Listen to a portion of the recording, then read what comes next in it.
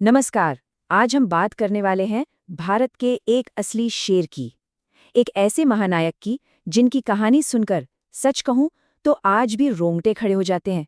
जी हाँ, हम बात कर रहे हैं पृथ्वीराज चौहान की। देखिए, ये सिर्फ एक राजा का नाम नहीं है। ये नाम अपने आप में हिम्मत, बहादुरी और देश के लिए मर मिटने का प्रतीक है। उनकी कहानी आप कह सकते हैं टाइमलेस है, हर पीढ़ी को कुछ न कुछ सिखाती है। तो चलिए कहानी की एकदम शुरुआत में चलते हैं। ये समझने की कोशिश करते हैं कि आखिर कैसे एक राजकुमार भारत के सबसे महान योद्धाओं में से एक बन गया। और उनकी यात्रा बचपन से ही बिल्कुल हटकर थी। मतलब पृथ्वीराज चौहान ये सिर्फ एक नाम नहीं है, ये वीरता के आप कह सकते हैं एक परिभाषा है। बचपन से ही सोचिए, गजब का साहस, तेज दिमाग और लड़ाई का ऐसा हुनर कि बस पूछिए मत। इसी ने तो उन्हें इतिहास में अमर बना दिया। और सबसे कमाल की बात पता है क्या है? ये सब उन्होंने बहुत ही छोटी उम्र में सीख लिया था। जरा सोचिए, एक बच्चा जो तलवार और धनुष चलाने में एक्सपर्ट हो, ये तो साफ था कि वो किसी बहुत बड़े मकसद के लिए ही पैदा हुए थे। और हुआ भी बिल्कुल वैसा ही। जब वो बड़े हुए तो अजमेर और दिल्ली के राजा बने, और फिर तो उनकी बहादुरी के किस्से दूर दूर तक फैल गए।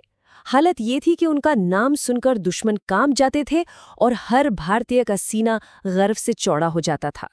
पर देखिए, एक महान योद्धा की कहानी सिर्फ जंग के मैदान पर खत्म नहीं होती है ना। उनकी जिंदगी का एक और पहलू था, एक ऐसा चैप्टर जो प्यार और हिम्मत की एक अलग ही मिसाल है। ये कहानी है कन्नौज की राजकुमारी संयोगिता की। वो पृथ्वीराज से बेपनाह मोहब्बत करती थी, लेकिन एक प्रॉब्लम थी। उनके पिता राजा जयचंद पृथ्वीराज को अपना दुश्मन मानते थे। तो उन्होंने क्या किया? संयोगिता के स्वयंवर से पृथ्वीराज को अपमानित करने के लिए बुलाया ही नहीं, और तो और दरवाजे पर जहां दरबान खड़े होते हैं वहां उनकी मूर्ति लगवा दी। लेकिन संयोगिता का प्यार देखिए, उन्होंने बड़े बड़े राजाओं को छोड़कर उसी मूर्ति के गले में वरमाला डाल दी। और ठीक उसी पल जो हुआ वो इतिहास बन गया। पृथ्वीराज चौहान खुद वहां आ पहुंचे और भरी सभा से संयोगिता को अपने साथ ले गए। आप बताइए, इससे बड़ा प्यार और हिम्मत का सबूत और क्या हो सकता है? तो अब आते हैं उनकी जिंदगी के सबसे बड़े, सबसे निर्णायक मोड़ पर।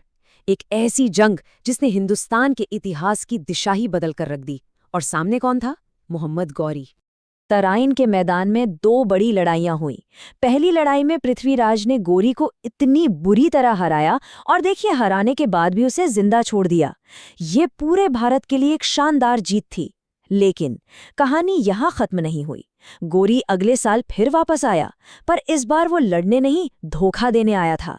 उसने सुबह सुबह तब हमला किया जब राजपूत सेना तैयार भी नहीं थी, और बस इस एक धोखे ने पूरी बाजी पलट दी। भारत का ये महान योद्धा हार गया। धोखे से मिली इस हार के बाद उन्हें कैदी बना लिया गया।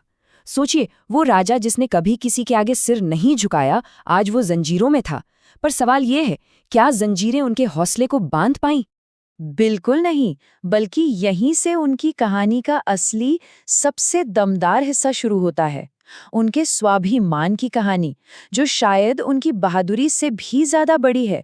मतलब हार कर भी जो हारा नहीं। जेल की उन अंधेरी कोठड़ियों में भी उनका जज्बा, उनकी हिम्मत की आग जलती रही। हाँ, उनका शरीर कैद था, पर उनकी आत्मा, उनका स्वाभिमान वो आजाद था। दुश्मन के सामने घुटने टेकना तो उन्होंने सीखा ही नहीं था।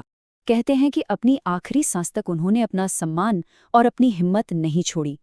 एक कहानी बहुत मशहूर है कि कैदी बनाए जाने और आंखों की रोशनी छीन लिए जाने के बाद भी उन्होंने अपने दोस्त चंदबरदाई की मदद से आवाज सुनकर तीर चलाया, जिसे शब्दभेदी बाण कहते हैं, और गोरी को मार गिराया। यही तो सच्चे वीर की पहचान है, जो सिर्फ जीत में नहीं बल्कि हार में भी अपनी शान से जीता है। तो आखिर में सवाल ये उठता है कि उनकी इस असाधारण जीवन गाथा से हमें सीखने को क्या मिलता है? वो अपने पीछे हमारे लिए क्या छोड़ गए हैं?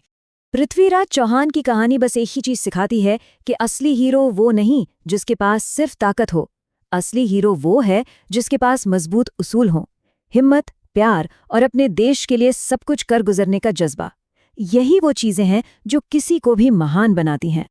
और शायद यही वजह है कि सदियों गुजर गईं, पर आज भी पृथ्वीराज चौहान जैसे नायकों की कहानियां हमें प्रेरणा देती हैं।